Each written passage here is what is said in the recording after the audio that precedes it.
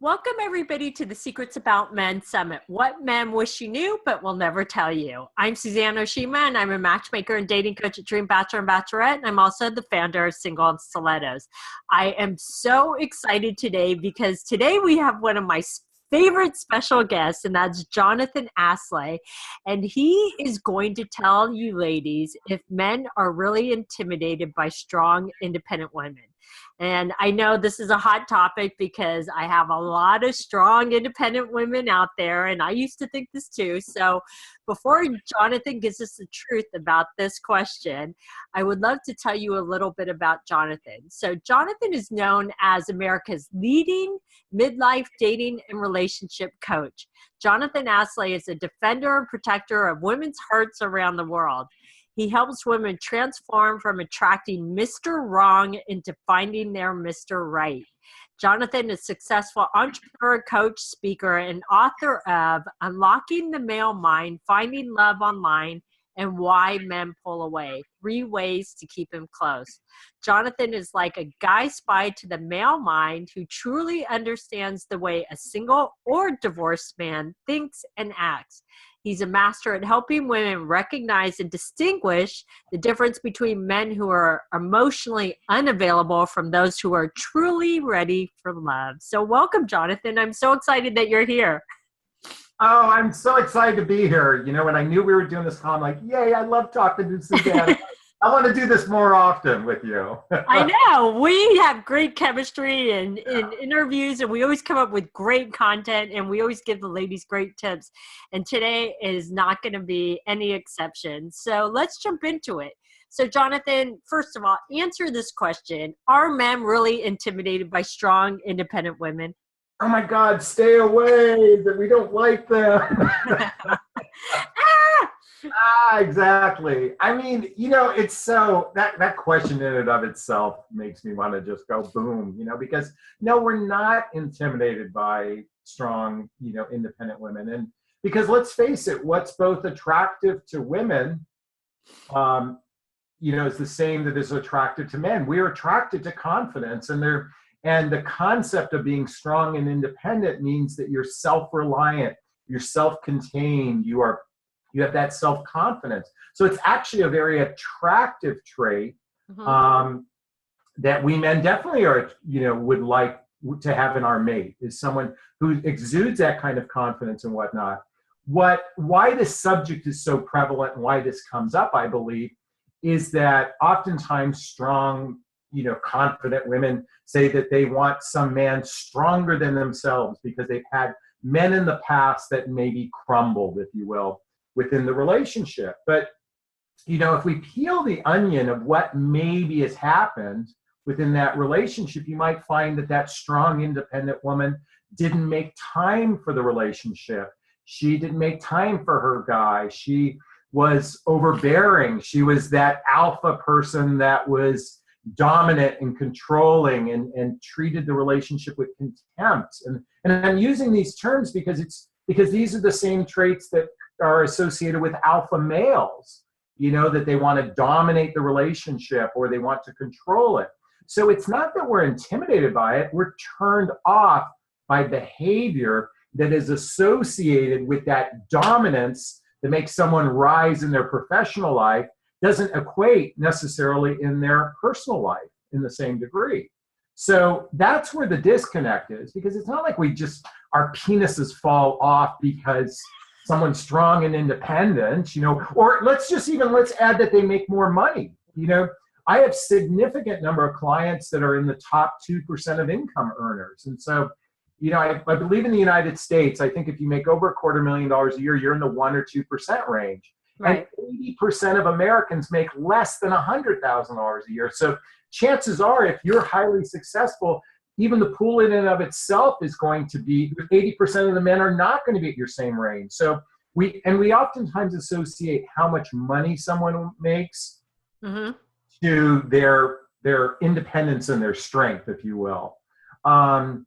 So, you know, there can be a dynamic where where a man makes less money might feel a little inferior, might feel a little what's the word I'm looking for? Maybe not in his masculine, if you will, but that's not to say that a man who makes less money can't be in a relationship with someone who makes more money. In fact, I'm a believer that you should pool your resources once you're in a relationship, because 2 incomes is better than 1 anyway. But where the challenge comes is from that behavior that is associated with strong and independence. So for the woman who is that, you have to recognize that this person you're with is a potential partner in your life. So you want to associate the relationship with partnership. And if I could have one theme that I could say throughout, or this is my theme as a coach, is that we as Americans spend too little time thinking about the concept of partnership, especially in the first, second, or third date. Because people will tell you don't have an agenda and just have a good time and enjoy yourself. See, I operate from a completely different premise. I am very crystal clear on who I am and what I want. And by the way, ladies, I'm a single person. So when I say this, it's in relationship. It's in the concept of relationship is I'm crystal clear. I know who I am. I know what I want. I want partnership. Oh, shoot, my phone is going off and I can't. That's okay. Just keep going. This happened on my last interview. We don't. I thought, right before we started, I'm like, oh, shoot, I forgot to put my phone on mute. So please forgive me. But and I want to express that to everyone here on this call is because knowing that that's what I want, I don't spend time with people who aren't in alignment to the things I want in life. And so women are so programmed that they can't express what they want with men because you're going to scare them away. Let me tell you something, ladies. You want to scare the wrong man away as fast as possible because you can never scare the right man away. Well, that's true. You can't scare the right man away. Okay? So there's this education that's happened for women that suppressed them from really being clear on what they want and expressing what they want in a relationship. And what I mean by, for example, and I'm going back to partnership, is that to me, there's a line in the movie Up in the Air where George Clooney says to someone about to get married, he goes, life is better with company. And I believe that. Life is better with company. So I believe that the dating process should have that in your consciousness, that you're seeking a partner in life. So then choose people who are aligned in your values and aligned in their ability to blend lives with you. I'm going to repeat that for everyone. Shared values, blending lives. I'm going to add one more thing, that they're an emotional grown-up. That's hard to find in men. Well, but no, can I tell you something? It's the same for women. It's interesting. Just because women can communicate their emotions doesn't mean that they're emotionally mature and healthy. Okay? That is true. Honestly, I will say that I believe that demographics are exactly equal. The amount of grown-ups out there is such a small percentage, and I know those of you listening are going, I'm a grown-up in a relationship. Trust me. We all have childhood wounds that we are healing from. So whether it's a man or woman, we're all dealing with. So how do you identify a grown-up? Well, go to my website and I'll teach you how to do that, because that's one of the things I do is how to help you identify an emotional grown-up. And what I mean by grown-up, ladies, I want you to write this down. It's the man or woman, let's just say, that takes personal responsibility for their choices. They take personal responsibility for their choices. And the best way to observe personal responsibility is ask them what happened in their last relationship or relationships.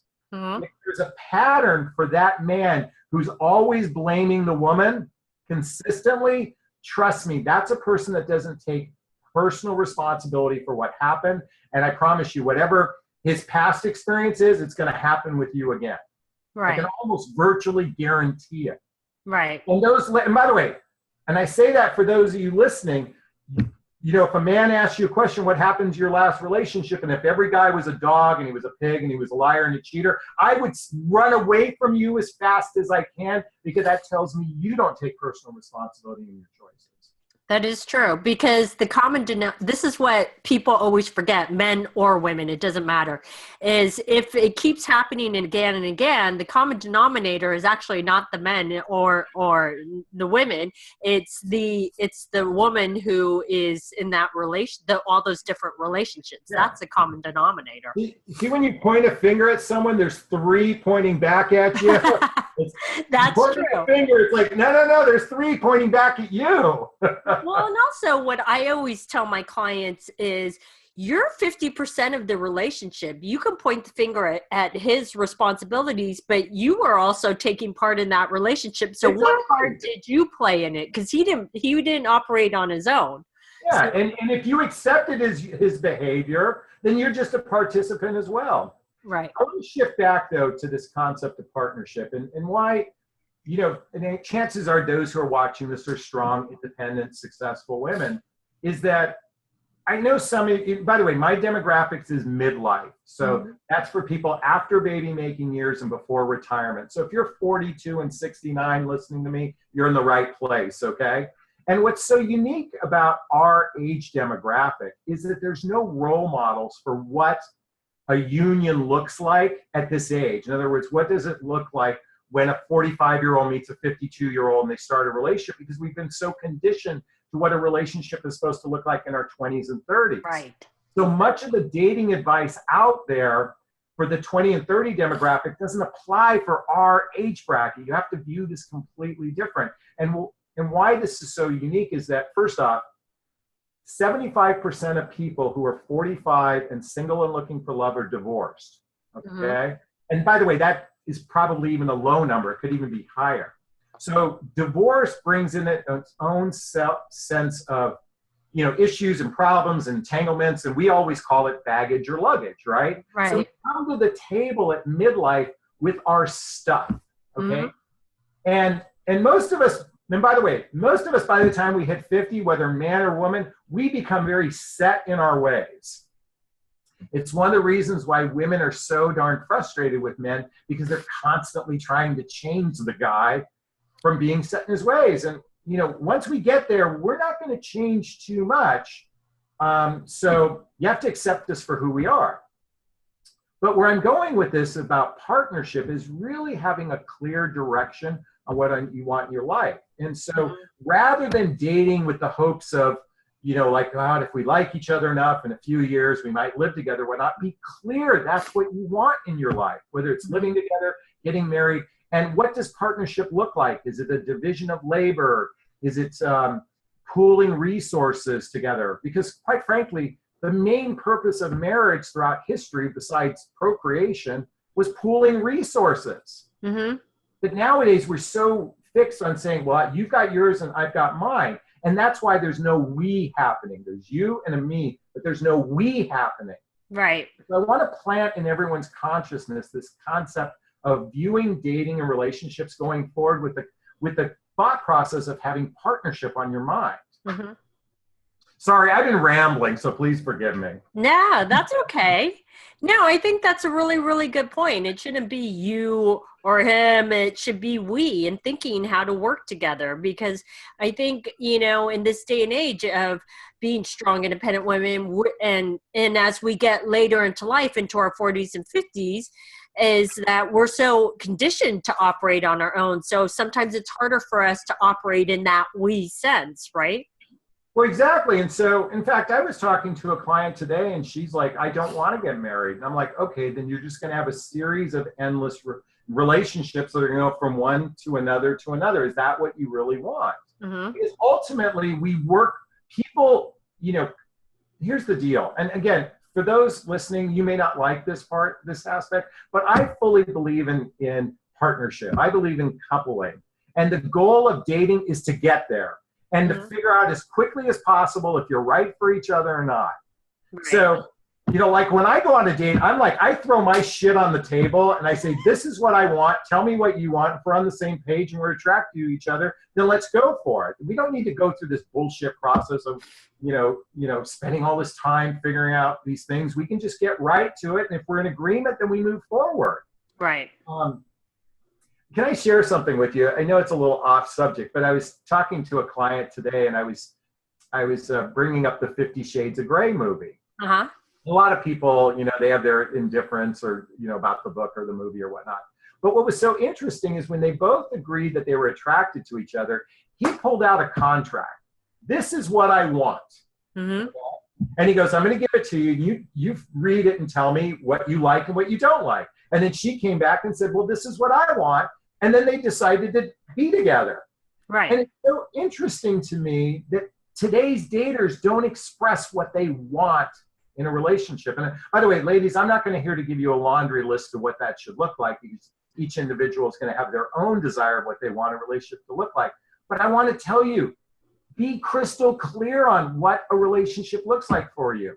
So if you want to spend 3 or 4 days and nights a week together doing shared activities, spending time with family and friends, having intimacy on a regular basis, and you live in New York and you're talking to a guy in LA, you're not going to get what you want out of that guy.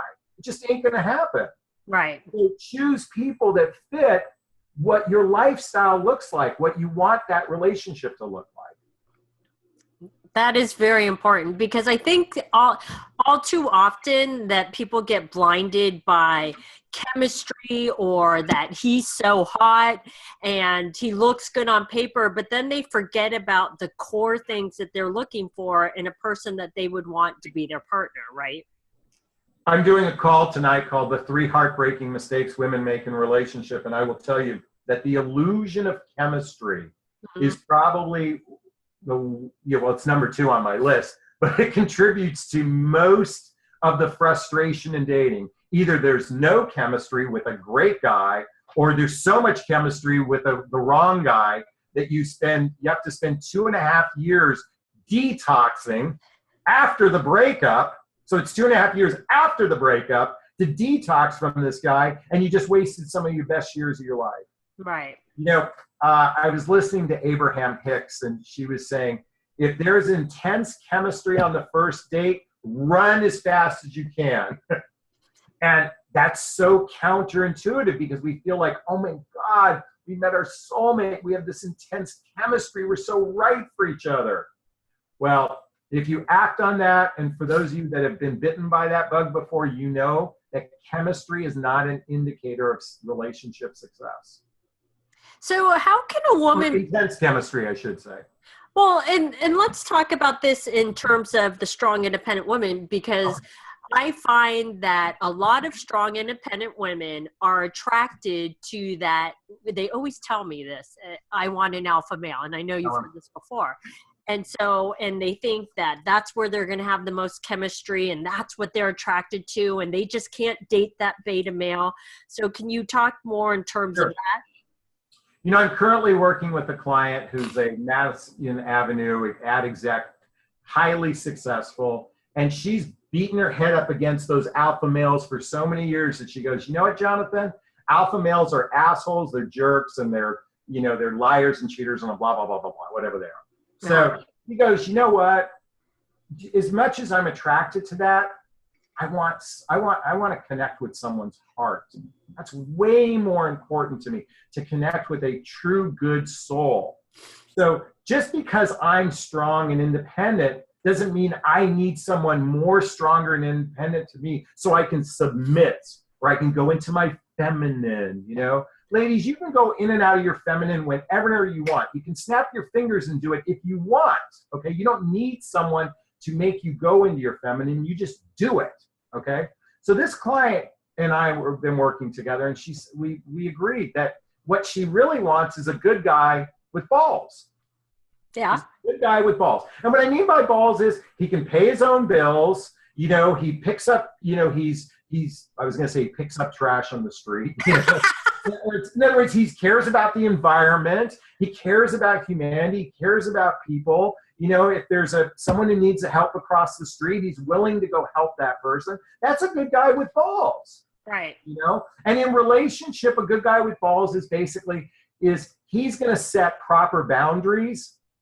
If you cross his boundaries, he's going to set proper. That's what a guy with balls does. By the way, that's what a woman with balls does. She knows boundaries, but that's a whole nother conversation, which I'm sure you're going to talk about. But so now this is the demographics of men she's looking for. She's eliminated the alphas, and she's got a great date coming up tomorrow night with a guy that I think it's her third date right now. And she goes, you know what? I'm much happier because that alpha energy is just draining because it's always about them, them, them.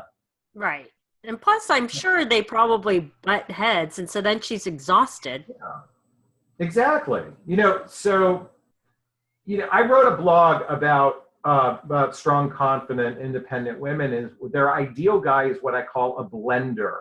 Mm-hmm. And a blender is a guy that's not rigid in his life. He's not a workaholic. He's not fixated. His goal isn't to become the next billionaire on the planet. A blender's like, he looks at a woman's life and says, hey, we can blend together. He looks at her life and says, either you can blend into mine or I can blend into yours, but we can blend our lives together. He's not rigid in everything has to be his way. Right. And so typically alpha, again, the most attractive because they're confident. They're the James Bond, if you will. Every alpha woman loves the idea of James Bond, but trust me, he's the worst man to be in relationship with. In fact, I don't think he did get married in a movie, but that's another story. You just want to have sex with James Bond. You don't want to marry James Bond. That's it. I want to have sex with James Bond. So I get it, ladies. I get the idea of it. But ultimately, he's not going to be there. And let me say this, and this is a graphic illustration, and it's not going to be very flattering. You want to be there with the guy who's going to wipe the vomit from your face because you're going through chemotherapy. That's the man who's going to be there with you through tough times.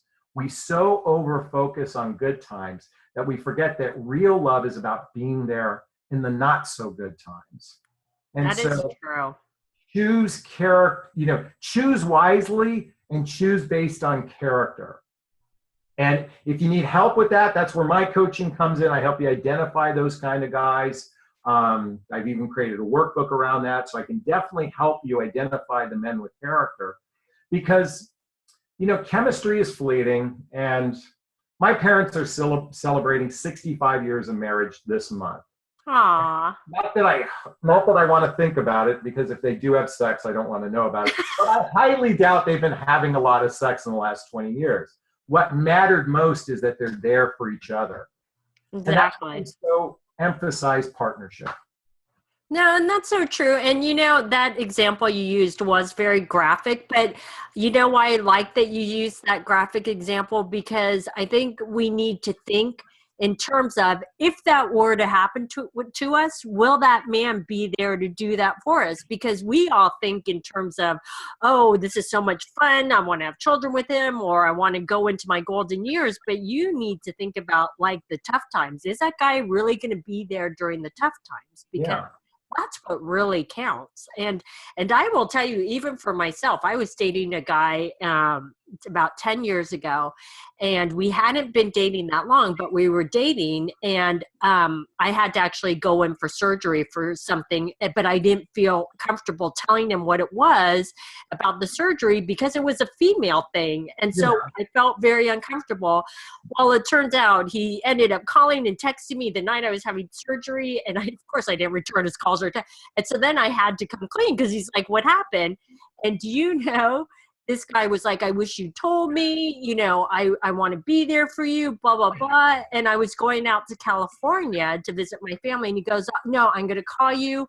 We're going to talk about this. Do you know he never called me again? He disappeared. Oh. No, but I mean, this is a good point. Like you talked about, you want that guy that's going to be there for those times. And I'm glad he disappeared because you know what? It showed me his true character. Yeah. I have a client that she says, we were having this discussion. How do I say this properly? I got tongue-tied.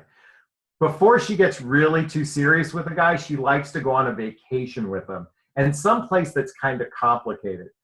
And I go, really? Why is that? And she goes, it shows me who he is during stress. Because nothing is more stressful traveling outside of the country, between customs and this and that. And I go, really? That's your test? And she goes, yeah. And I go, because she goes, I get two things. I get a vacation, and I get to see who he is at the same time. And I go, okay, cool. Let me know how that works out, We were having a discussion on this, but I thought about that, and there's something very true about that. If you want to get to know a person's character, go on vacation with them, especially a complicated vacation, and see how they show up. And by the way, this is true for women too, because I've been on vacation with women who show up as nightmares. Yeah, they bring too many bags, right? Well, no. Well, there's that too, but I can only carry so many. Here's the thing about strong, confident, independent women. First off, you're blessed. There's nothing more attractive than being strong, independent. There really isn't. And that's certainly a great trait to have within yourself, okay? And in the relationship realm, you are a catch, okay?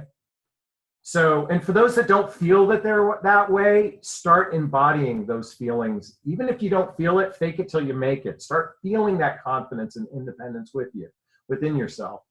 In a relationship, though, ultimately, it's about recognizing it's a two-way street. There's two people involved. And know this about men. Men don't get intimidated per se. I mean, some men are weak within themselves, but and you know what? Bless their souls, because I'm sure that weak person doesn't like being him, okay? Mm-hmm. So I have a little compassion for that person. But for the most part, the only time we don't ever get intimidated, we only get turned off by behavior that is condescending, contempt, defensiveness, those types of behaviors, which is typically associated with strong or dominant behavior, because that's what's associated with strong independent. So really be conscious of that behavior. And I promise you, if you're really aware of that and you're not projecting any of that, and you're with a guy that's the good guy with balls, that's a blender, you're going to have a rock and rolling relationship. You're absolutely right. And I'm going to add one more trait to that list that you just came up with. And I think you'll agree with me, is emasculating men too. Here's the thing. No man's penis fell off per se, or his balls fell off. Mm-hmm. But again, it's the behavior of it's. By the way, John Gottman calls it the 4 horsemen of the apocalypse. That it's defensiveness, contempt, and for whatever reason, stonewalling. And I forget the 4th one. I apologize. Everyone, go look up John Gottman, the 4 horsemen of the apocalypse, because that's the behavior that it doesn't emasculate men; it turns men off. Okay. Right. Men can't be emasculated, but you can turn them off to where they don't want to spend time with you. And I know, and I wanted to clarify that, Suzanne, because again, it's really the behavior that's most important to observe, and not what the terminology is after the fact. Right. I'm glad you did. And that's really important. Well, these have been some great tips. So, Jonathan, do you have any closing thoughts on how a strong, independent woman can attract the right man? Well, again, it goes back to what I say. Well, you know what? There's something in my coaching I always say, know thyself. And ladies, I'm going to say this with all sincerity, because I work with hundreds of women. Most of you don't know what you want. I know you think you do, but it's at a 40,000 foot level. It's so up in the clouds that if you tried to articulate it, it's going to come out like vomit. No offense, okay? Be crystal clear, write out what your ideal relationship looks like. And not just what it looks like. I mean, I'm saying really detailed what it looks like, and even day by day and week by week, because when you have clarity on what that feels like and looks like, you'll be more aligned with attracting that in, or you'll be able to observe people that don't fit what you want. Now, I know that goes against all the coaching, because everybody tells you don't have lists, don't have that. But until you know yourself, how can you ever be in relationship with someone else? That's very true. Well, these have been some great tips. So, Jonathan, I know you have a free gift for the ladies. So can you tell them about it? Sure. Well, I don't know if there's a link right here, but there will be a link. So. I'm always saying point right here. Yeah. Click right here. It's called The 5 Qualities a Man Seeks in a Soulmate. It's a brief audio that goes through the real qualities a man surrenders to love. Let me repeat that. The qualities within a woman where a man surrenders to love. And if you give 30 minutes to listen to this audio and jot notes, I promise you, you're going to be so far ahead of the game than all those other women out there that at the 40,000 foot level and don't know what they want. I'll help you get clarity on that. And that's what this program or this free gift will do. Awesome. Well, thank you so much, Jonathan, for being a part of the summit. We really appreciate all the tips that you've given us. And thanks, ladies, for joining us on the Secrets About Men Summit. What men wish you knew, but will never tell you.